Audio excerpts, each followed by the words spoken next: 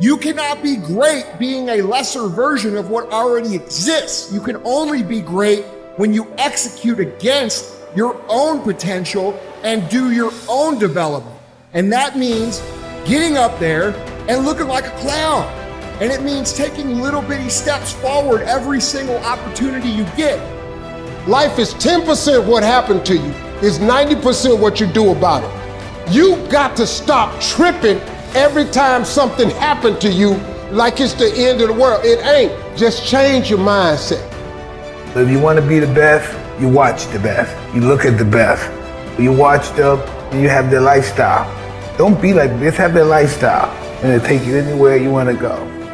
That's the only way you ever get where you want to go. You have to take a path that's dangerous, and most people want to take the safe path. The safe path leaves you stuck in quiet desperation almost every time. It's hell. Motivation is a feeling that comes and goes, and it doesn't matter whether it's there or not. Discipline is infinitely more important.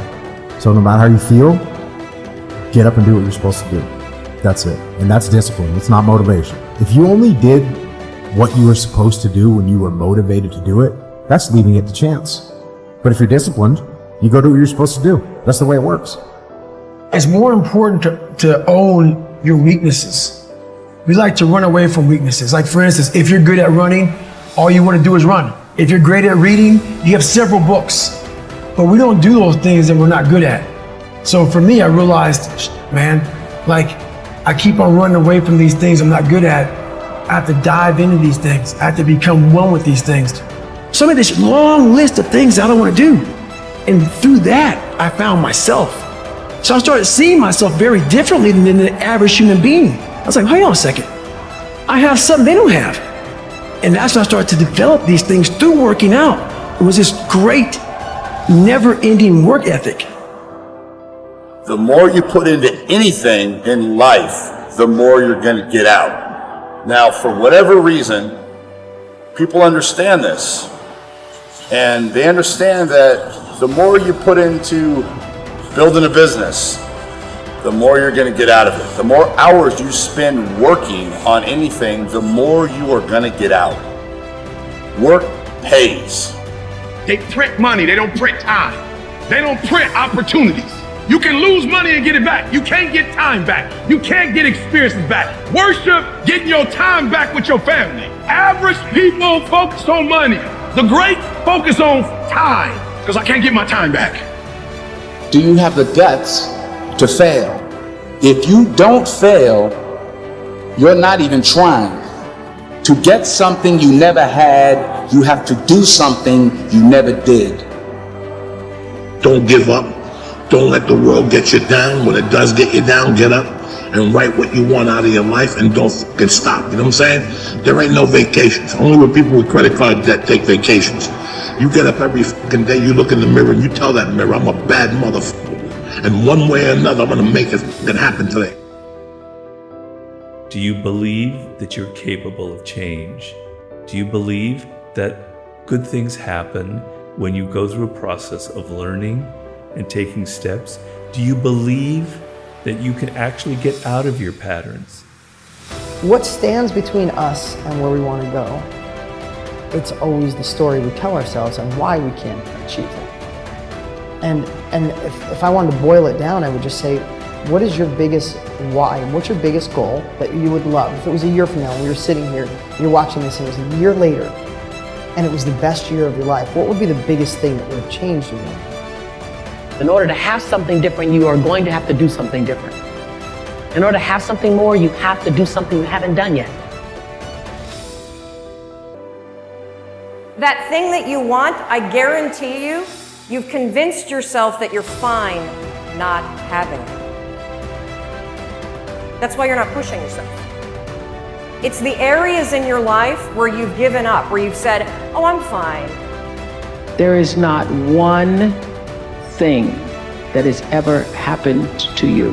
Not one experience, not one encounter, not one crisis, not one joyful thing that hasn't happened just to make you better and help you rise. Be excited about your destiny so that you can endure the process that brings you into promise. Because there is a process before promise. And if you don't have at least a vision of the promise, the process will discourage you. There's a voice in you that has said, I can do this. I know others have failed. You have to lose your fear of failure. Failure is a part of the process. People who never fail, never try. You have to fail. You got to get it wrong to get it right. You learn nothing from winning. You only learn from your failures. I hate plan B. Every thought that you put into plan B, you're taking away now that thought and that energy from plan A. My number one competition is me. It's always you versus you. You got to be the one to get up every morning, be disciplined, put in the consistent daily hard work, because that gains success. No coach, no trainer, no mentor, no boss can do it. You versus you. Sit on your bed one day and ask yourself, what remarkably stupid things am I doing on a regular basis to absolutely screw up my life? What would happen if you consulted yourself about the best possible outcome for you? I just beat me. This ain't about nobody else. I don't give a fuck about nobody else. I just beat me. I'm in a battle with the only person that I really want to fucking beat, and that's me. If I can continue to outdo me from the day before, then I'm ahead. Don't go around telling people what your story is. Everybody has a story. It doesn't matter about what happens to you. What matters is, what are you going to do about it? One of the things limiting you from your income, your impact, a world-class life. You care too much about what people think about you. It is a neurobiological wiring.